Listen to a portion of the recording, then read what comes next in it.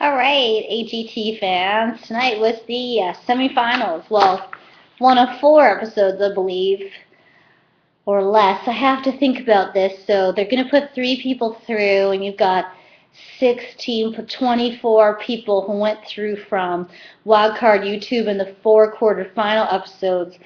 So I guess it's only two nights and then the finals. So never mind. There are two semifinal shows. Hence the term semi. Yes, I'm so good with math today. So this was one of the hardest shows. I know the last one was super hard too with the wild cards. I kept changing my top three choices and then had to sit there and go, okay, these are the people I want to see. I don't want to go with what the judges say or what I think America's going to vote. Who do I want to see back? So there's a couple people who I want to see back. I just couldn't get through because you can only pick three. So let's see who they were. So we started off tonight with Andrew De Leon. He's the gothic opera singer. He was absolutely amazing, standing ovations. He had a falsetto that I was like, wow, that's incredible. Those amazing high notes that he could reach, crazy. Howard was a little negative due to no training. They were all harping on his not having training and how hard that is for an opera singer. Do I think Andrew will go through? No. And do I want to see him go through?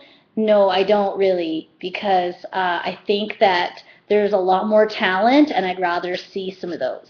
So. Todd Oliver, the pet ventriloquist. Tonight he did this little talk show with his dog, and it was funny and cute. I really liked it. He got a standing ovation from the audience. The judges says he could be a headline act. Exactly. And he makes the audience comfortable. There's no awkward silences, like little laughs. I love Todd Oliver. I'd love to see him go through. I think he should go through. He's not one of my top three only because I couldn't put him in the top three. I just had no space. So if you vote through Todd Oliver, I won't be disappointed because I'd love to see him again. Donovan and Rebecca were next, the husband and wife acrobat team that balance on each other. Amazing strength by that lady. Oh my goodness. The audience stood up, Sharon stood up. Howard thinks people can't see how awesome it looks on TV. He's wrong. I could totally see how awesome it was on TV. And would I want to see it again? Yes. It's not one of my top three, but if Verica votes them through, I wouldn't be sad. I think they're very deserving of going to the final. So that's what tonight is. It's all about, like, half the show is deserving to go through, but only three can get through to the final.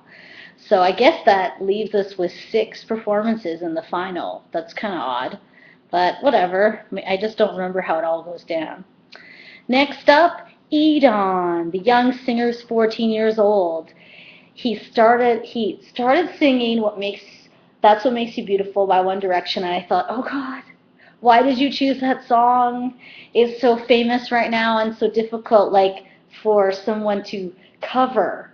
It would be really hard. He took that song and his voice was amazing. I was like, oh, I loved it. I want a copy of it. I thought it was great. Howie and Sharon stood up. Howard wasn't too keen on him. He said he was bored by the song. I don't see Howard as much of a pop fan anyway. Edon is one of my top three, and even though I'm Canadian, I went on NBC and I voted 10 times for Edon, so I really hope he gets through. I think he is fabulous. Next up was the Scott Brothers dancing duo. They're very pop-lock robotic, very good. I didn't really feel there was anything new. I liked it, but I was like a little bit bored, and Howard repeated exactly what I said. So do I want to see it again? No. I think I've seen it enough. They're great, but not something I need to see in the finals. Then, of course, Puff Babe Diddleman shows up. I love Diddleman. The man is fabulous. Now he did like a double mind reading thing. First he had Howard up, and Howard had to pick colors to color in his face. Now the only reason that the goatee and mustache were not in the same color is because Howard didn't hear the final instruction, which was pick the last remaining color and color your mustache and goatee. He used the horn color and just kept using it for the. So that's why it was a little different in the final drawing, and I knew it would be because he screwed up those instructions.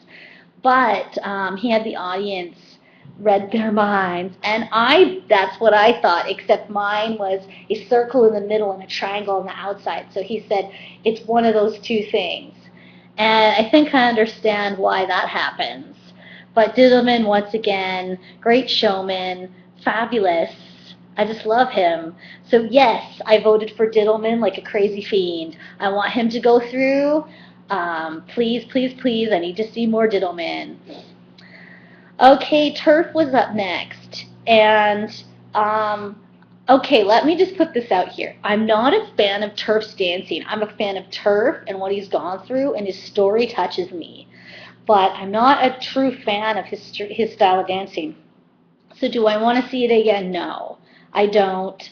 I think you can't put someone through just based on their hard luck story. I'm sorry, Turf, I love you, and I think actually from here you're going to get some deals and see yourself going further. But I don't think you're going to be in the finals. I don't need to see it again.